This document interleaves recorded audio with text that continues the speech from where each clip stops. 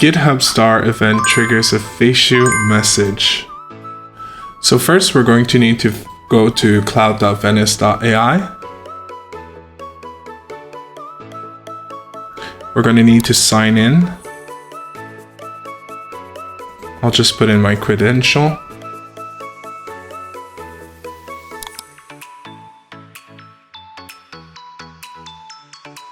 Here you can tell us more about yourself. Now let me show you how to use Vanus Cloud to trigger an event when someone star your GitHub. Give permission to Vanus Cloud and select the repository. Now we're going to need to go to Settings, Bots,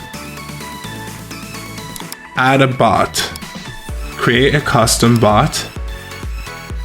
You can name it whatever you like. I'll name it Venus Notification.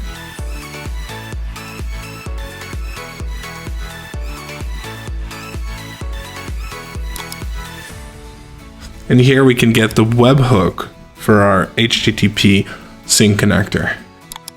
Now, all that is left to do is to write the title of our connection and click Submit.